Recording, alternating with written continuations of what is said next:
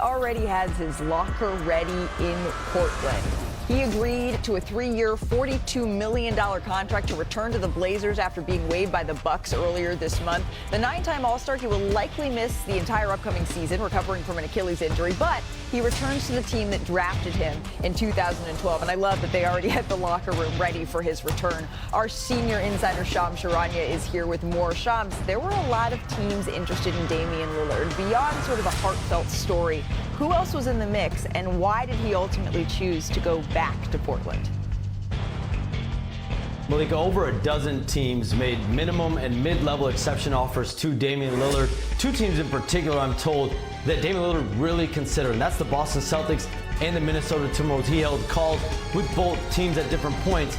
But to be in Portland, back home, with his 3 young kids, that was by far the most important factor, I was told, in his return to the Trailblazers. He was going to spend the year rehabbing in Portland anyways from that Achilles tear. But to return to Portland, the franchise that he obviously is an icon in, that meant a lot to him. He held multiple meetings with general manager Joe Cronin and head coach Chauncey Billups at his house in the last few weeks. So he goes back 3 years, $42 million. He's one of 2 players, along with LeBron James, to have a no-trade clause right now in the NBA. So a return to Portland made sense for him on a lot of different levels. And this next season, Malika, he's going to be earning $70 million between his Bucks salary and his Blazers salary.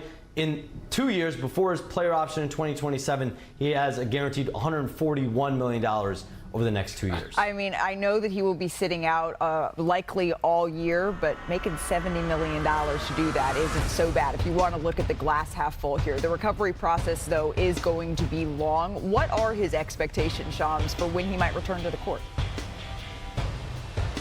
Malika, Damian Lillard will be using the entire 2025-26 season to rehab that Achilles tear, and then make his return, his reunion in Portland in that arena in 2026, 2027, and then he has that opt-out in the summer of 2027. The mindset of Damian Lillard right now is that summer he will be going into free agency, potentially in line for another big deal, but now he's in Portland. He's going to be there rehabbing. He's going to be there, a big part of the community, big part of the roster, a leader for that young team. You think about what the Blazers have done this offseason, not only in the draft with Gang Hansen, but also getting Drew Holiday, a veteran all-star caliber player. Then you get now Damian Lillard back. So they're making moves to retool this roster to try to be more competitive in the next couple of years. Chauncey Billups finished last season 22-18. They had a top 5 defense as well in the second half of the season. And you just think, Shams, the first time back in Moda Center when they say over the PA system and wearing the letter O, it's Damian Lillard. That place is going to go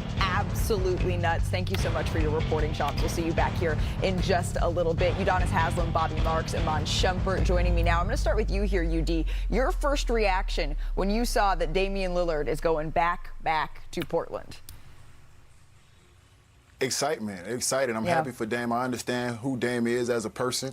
I understand the things that are important to Dame. It's his love for his family and his loyalty to the city of Portland. He loves the city of Portland. He never really wanted to leave, but he wanted to put himself in a position where he can fight and contend for a championship. And his love for his family is very important for him. I look at that situation in Portland and I say, yes, he's not going to play the year that's coming up, but he has the opportunity to mentor some great young players. He has the opportunity to be next to Chauncey Billups, who's a champion. Dame is obviously a Hall of Famer. They just brought in James Posey, who's a champion. Drew Holiday's a champion. So when you look at Scoot Henderson, when you look at Sharpe, when you look at Kuminga, when you look at all these young guys, Ying Hansen, the guy who they got from China, when you look at all these young guys, this is really an opportunity for these young guys to really learn from some of the best guys that have played the game of basketball. Without a doubt, I got to second him there. Like, having Damian Lillard in a role now where he doesn't have to produce 40 points. It's just going to be a year for him to talk to guys, make sure guys are in the right position, make sure guys are working out to make themselves better in their own right. Then when he joins the team the following year, we'll be able to look at what he can do and see if he can go a little bit less on the Dame time and just be more, honestly, big shot. Be more Chauncey Billups in that idea of I'm going to direct traffic a little bit more. I'm going to put guys in positions to be successful. I'm not trying to win a scoring title. I'm trying to win a title. Right, and waiting now with Scoot Henderson maybe or a Shaden Sharpe mentoring those young guys, because with no Anthony Simons on this team anymore, they really have a ability to step up this year. I completely understand, and I think it's so wonderful, the family part of all of this as well, Bobby. But looking at this deal from the Blazers' point of view, how should they be looking at this? I think, Malika, you look at it in two different ways here. Okay. I think the first way is that he's an extension of Chauncey Billups' coaching staff this upcoming year, certainly rehabbing from that Achilles injury. As Sham said, the likelihood is that he's not going to be playing. You've got all these young players, as Aman and UD has said, certainly Scoot Henderson and Shaden Sharpe and Donovan Clingan. So for right now, it's the extension part as far as when he can get back healthy. And then the second part is then on the basketball court. How is the pairing with Drew Holiday work? How does that work next year? Most of this roster is intact for the 2026-27 season. Really, the only big free agent is Robert Williams. So you do bring back the nucleus of this roster. The other thing, too, Malika, when he left in 2023, that roster was not very good.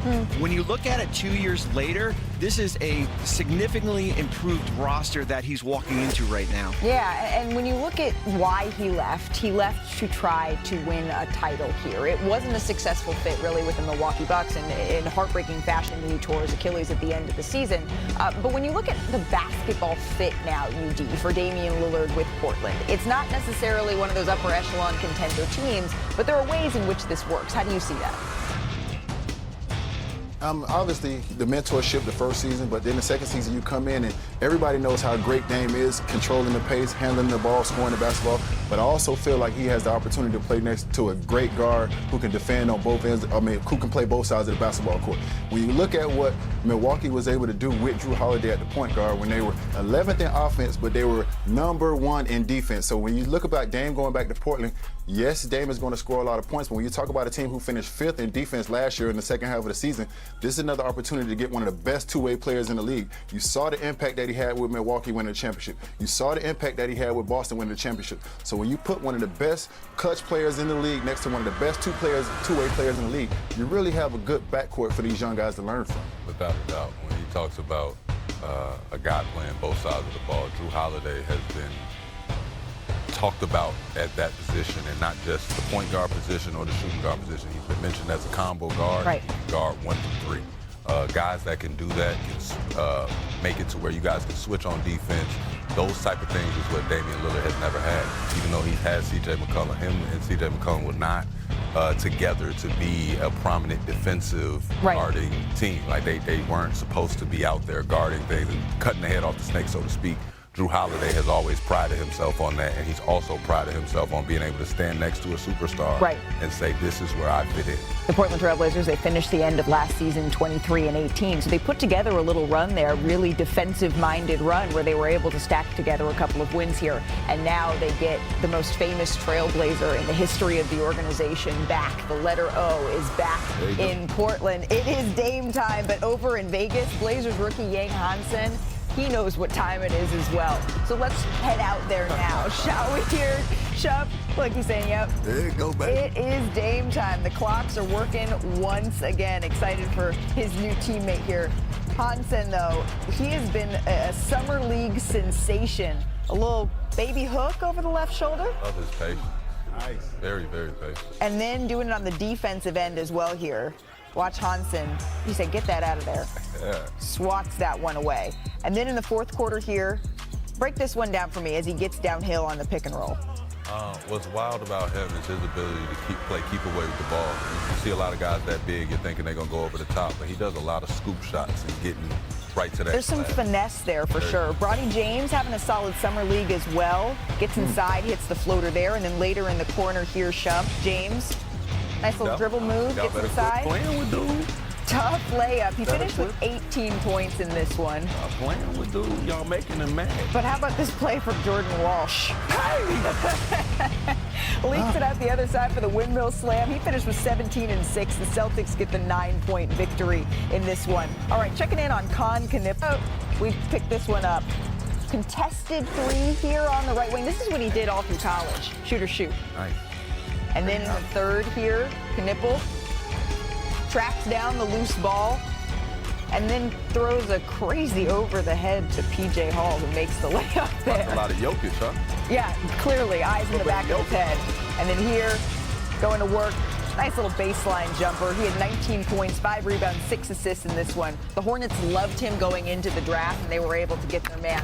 Charlotte gets the wing. Families taking vacations. We take a little trip of our own, we thought. Go coast to coast. Nikola Jokic, he kicked off his 5-day tour in China. Folks were fired up to see him. He was even gifted a horse head that was made entirely of sneakers.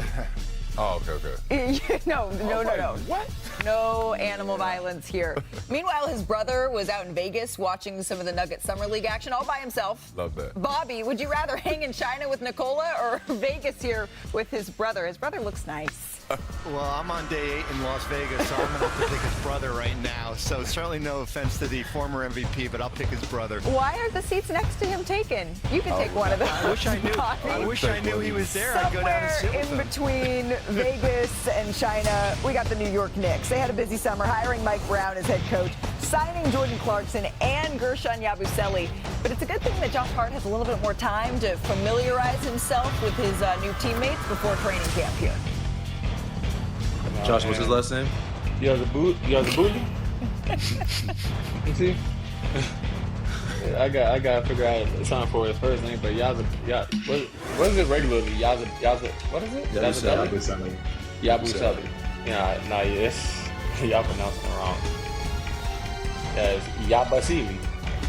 There you go. So that's easy. Yabusele.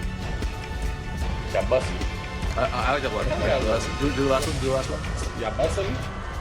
I like that one. Yabusele, Moses Moody, UD, did you ever have a teammate that you just couldn't get their name quite right? No, but people used to always mess up my name, and it used to get on my damn nerves, so I know how I feel when they can never get your name right. What do you mean they'd mess up Udonis?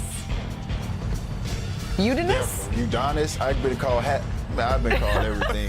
Hasselman. Oh, man. We need to start working on some people's pronunciations here. Next up, Kyrie Irving finding different ways to stay busy this summer. 2016 champion. Irving, fake. Y'all will never see Tonight for Brooklyn, as Casey pointed out at halftime. 2016 champion, absolutely correct. Iman, you ever watch highlights of yourself during the summer? Oh, yeah. I know that probably was funny for everybody, but me and Kyrie watch a ton of YouTube highlights. Like, in order for me to actually go against you and hate you, I have to be a fan. But do you watch yourself? Yeah. You watch yourself? Gotta get better. Gotta get better. I mean, I don't watch as many highlights as Kyrie. I ain't had a ball all game. Tell Kyrie to pass it a little bit more. There's nothing wrong with wanting to improve, to see some highlights of yourself. Also, you gotta pump yourself up sometimes. I get it. The NBA 2K26 Summer League, it rolls on tonight. The Pacers and the Pelicans square off at the Pavilion. Our coverage begins at 9 Eastern on ESPN and ESPN+. We do, though, have some breaking news out of Vegas. We're going to bring back our senior insider, Shams Charania. Shams, what is the latest here out of New Orleans? Malika, Pelicans lottery pick Derek Queen has undergone surgery to repair a torn ligament in his left